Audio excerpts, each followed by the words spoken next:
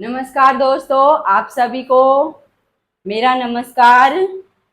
और आपके अपने मनुस्मृति चैनल पर आपका स्वागत है। जैसा कि आप सभी को पता है, आज हरियाली तीज है जो श्रावण मास की शुक्ल तृतीया को मनाई जाती है। हरियाली तीज के नाम से इसे जाना जाता है। तो आप सभी को सबसे पहले मेरी तरफ से हरियाली तीज की हार्दिक शुभकामनाएं। अब अपना टॉपिक शुरू करते हैं। अपन ने वर्ण विचार का पूरा टॉपिक पढ़ लिया था। आज अपन पढ़ेंगे व्याकरण परिचय। व्याकरण परिचय में अपन पहले व्याकरण से परिचित होंगे कि व्याकरण क्या होता है, कैसे क्या होता है, किसने व्याकरण लिखी, किसने क्या लिखा इसमें। और इसके बाद अपन व्याकरण परिचय में ही महेश्वरी सूत्र पढ़ेंगे। ठीक है, तो अपना आज का टॉपिक है व्याकरण परिचय। व्याकरण में वी और आंग प्रत्यय होते हैं और डुक्र धातु होती है और ल्युट प्रत्यय होता है। ल्युट प्रत्यय होता है। व्याकरण शब्द में वी और आंग दो उपसर्ग होते हैं, डुक्र धातु होती है और ल्युट प्रत्यय होता है। अर्थात व्याकरण, हमारा जो व्याकरण शब्द है ये वी और आंग उपसर्ग डोकरी धातु और लुट प्रत्यय से मिलकर बनता है। और हमें व्याकरण जो शब्द है, व्याकरण शब्द का कहाँ से विस्तार हुआ, कहाँ तक इसे जाना जाता है, इसका भाषा में क्या महत्व होता है। व्याकरण के बगैर हम किसी भी भाषा को पढ़ नहीं सकते हैं। जो व्याकरण शब्द है ये भाषा का अभिन्न अंग होता है। व्याकरण भाषा का अभिन्न अंग होता है। व्याकरण भाषा का अभिन्न अंग होता है। व्याकरण के बगैर हम किसी भी भाषा को नहीं पढ़ सकते हैं। व्याकरण हम पढ़ेंगे, हमें व्याकरण का ज्ञान होगा तो हमें भाषा का ज्ञान होगा। व्याकरण से हर भाषा की शुरुआत होती है, चाहे हिंदी हो, चाहे संस्कृत हो, चाहे कोई सी भी भाषा हो, उसमें सबसे पहले हमें व्याकरण आनी चाहिए। व्याकरण में छोटी से छोटी चीजें सिखाई जाती हैं और उससे ही भाषा का ज्ञान होता है। अतः व्याकरण भाषा का अभिन्न अंग होता है। व्याकरण भाषा का प्राण तत्व भी होता है। व्याकरण भाषा का प्राण तत्व भी होता है। व्याकरण भाषा का प्राण तत्व भी होता है। अतः व्याकरण भाषा का अभिन्न अंग होती है। व्याकरण भाषा का प्राण तत्व भी होता है। और जो व्याकरण है, व्याकरण के बगैर हम किसी भी भाषा को नहीं पढ़ सकते हैं। तो आइए देखिए, व्याकरण जो शब्द है वी आंग और उपसर्ग डुकरे धातु और लुट प्रत्यय से मिलकर बनता है। जो ये लुट प्रत्यय है, लुट प्रत्यय का यू शेष रहता है। लुट प्रत्यय का यू शेष रहता है। योर नाको सूत्र से, योर नाकौ सूत्र से, योर नाकौ सूत्र होता है संस्कृत में। योर नाकौ सूत्र से लुट के स्थान पर, लुट के स्थान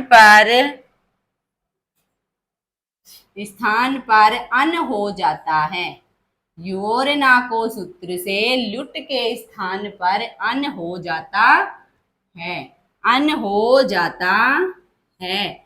अतः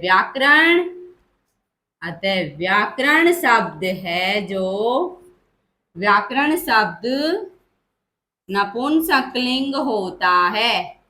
व्याकरण शब्द नपुंसकलिंग होता है।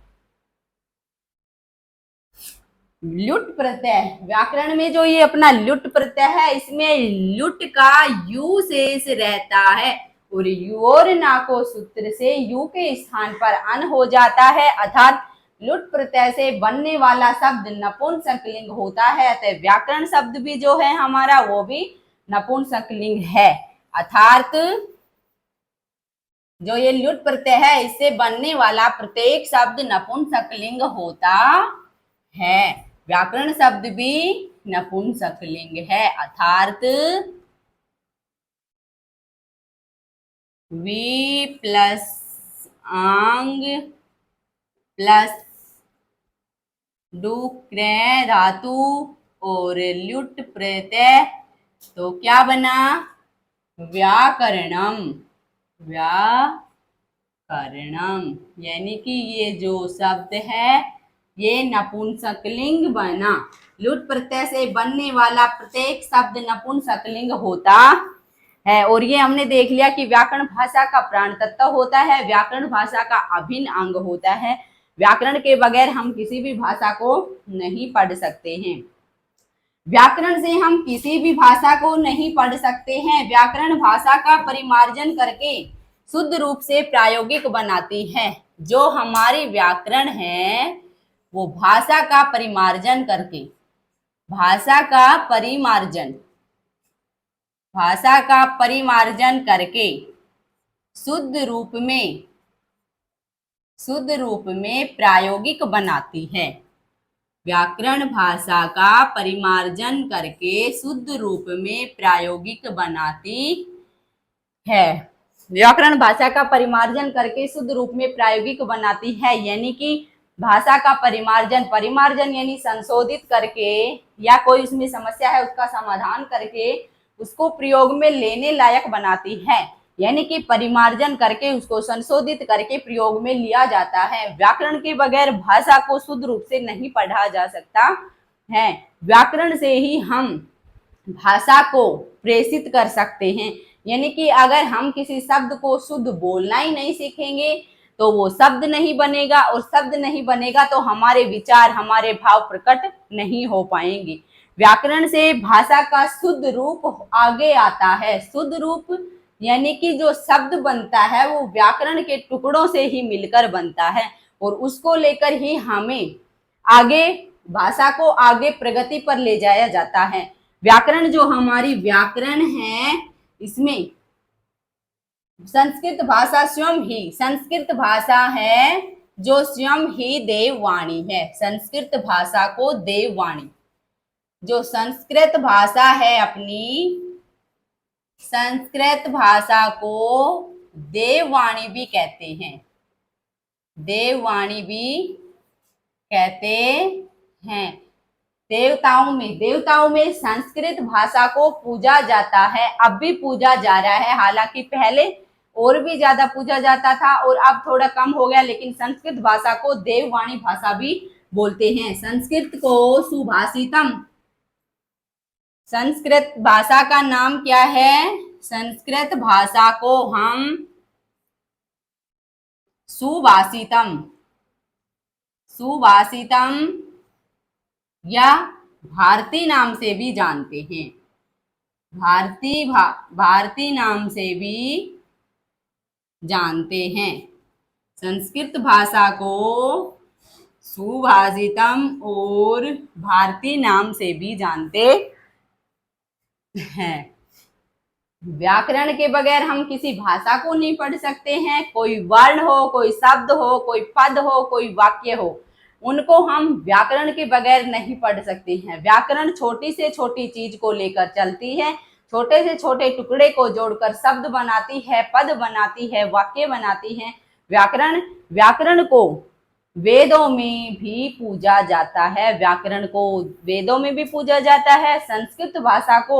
संस्कृत भाषा की जो व्याकरण है वो पाणिनि ने लिखी थी। पाणिनि के अनुसार पाणिनि ने जो व्याकरण में लिखा है, जो बताया है, वो आज भी चलता आ रहा है। वेदांग रूपी 6 अंग जो बताए गए हैं वो संस्कृत व्याकरण में व्याकरण के वेदांग रूपी 6 अंग बताए गए हैं। और आज की क्लास में अपन इतना ही पढ़ेंगे। कल अपन ये जो व्याकरण परिचय, आज तो आपने व्याकरण का परिचय पढ़ा है, कल अपन अपने इस टॉपिक को आगे बढ़ाएंगे और इसे आगे पढ़ेंगे। Thank you so much.